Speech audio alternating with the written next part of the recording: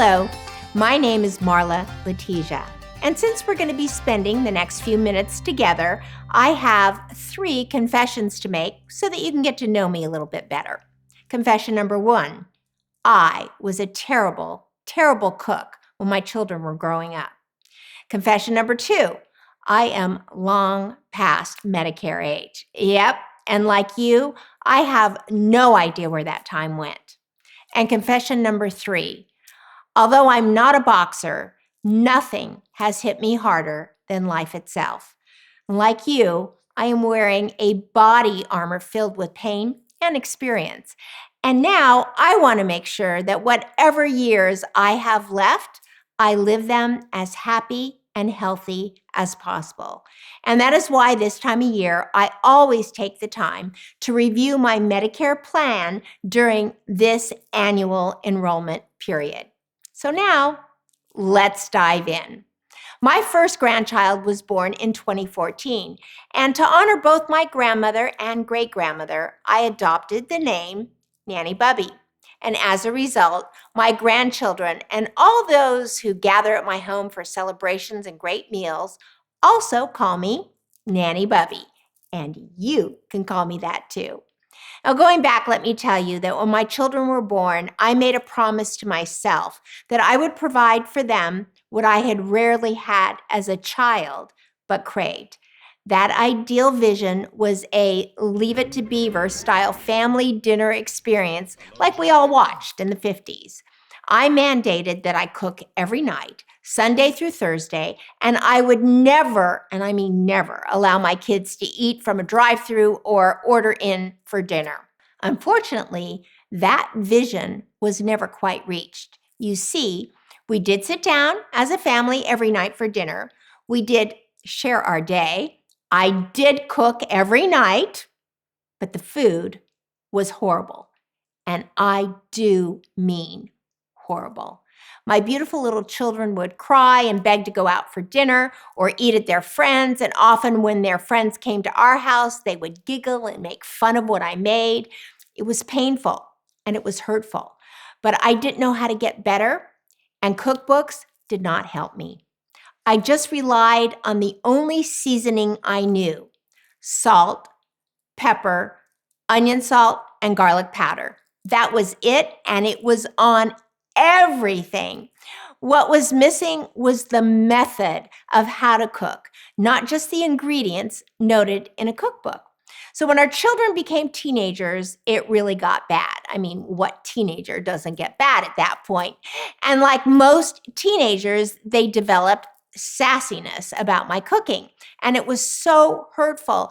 I actually walked out during dinner and ran away from home for 3 days. Now, don't cry for me. I was living it up at the Bellagio while I waited for everyone to beg me to come home and promise to change their ways. But not only did they need to change, so did I. However, sadly, during their time in our home, I just never got better, though I tried. Fast forward to 2014, our daughter and son-in-law were expecting their first child. Yay! Coincidentally, I had just sold my company, which I started in 2001, just 4 months earlier, and I had a lot of free time ahead of me. No one was more surprised than me when I heard myself say to my daughter and son-in-law, I am going to commit to caring for this baby for the first year of her life, since I truly am at a point in my life when I have not a project before me. And so it was set. I began taking care of my little doll face, that's what I call her, in March of 2015. She would wake up from her nap at around 2 p.m., and I would sit down to give her the afternoon bottle. Well, I remembered that our daughter had the Food Network, a channel that I had never before watched, playing in the background while she was in labor. So I decided to try watching it while I was feeding the baby, so the room had a good vibe about it when I was feeding her. And what happened next changed my life. Ina Garden, the Barefoot Contessa, was on every day at 2 p.m., followed by Giada at 2:30. Every day I watched while feeding her, and little by little every day, I began to become transfixed by their methods of cooking because it was so visual. This was my turning point in my new cooking journey. I couldn't wait for 2 p.m. every day. And then one morning at about 2 a.m., I woke up and could not get that 4-hour leg of lamb off my mind that I had watched Ina make on her show the afternoon before. I tossed and turned and tried to get back to sleep, you know the feeling, but it was futile. Lucky for me, I live in a 24-hour town with a 24-hour grocery store, and the next thing you know, by 3:30 a.m., I was buying a leg of lamb at our local grocery store and started prepping it by 4 a.m. My husband woke up and said, "Marla, what the heck are you doing?" And he shook his head at the answer.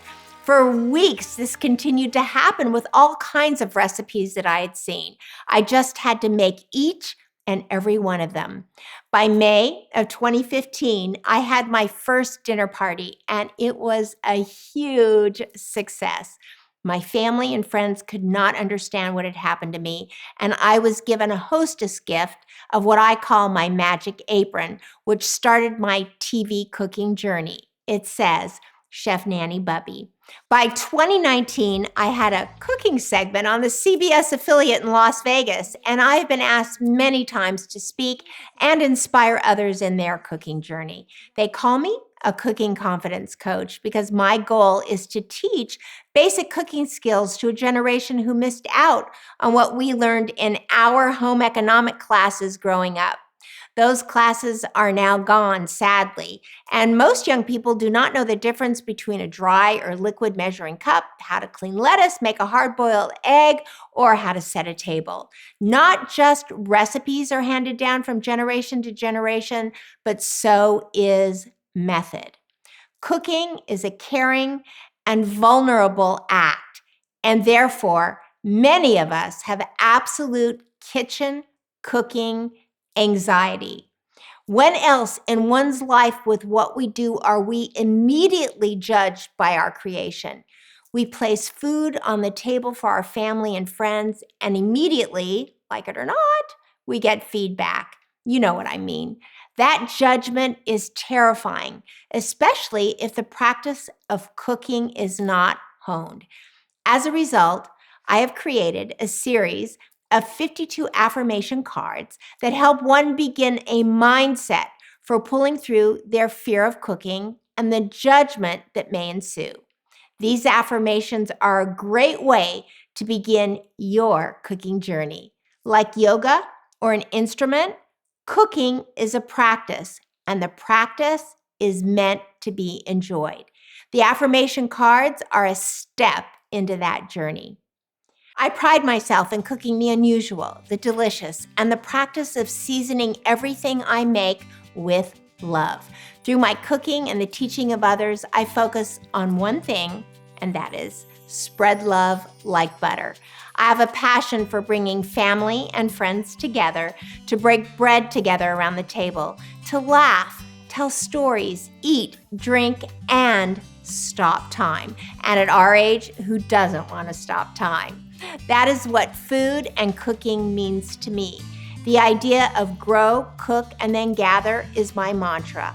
I invite you to come along with me and our community on this journey. Food is life.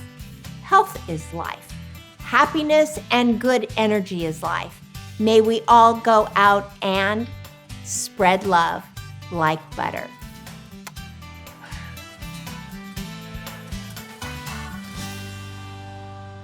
Nanny Bubby is not a Medicare spokesperson or expert. Please contact Medicare.gov or 1-800-MEDICARE to get information on all your options.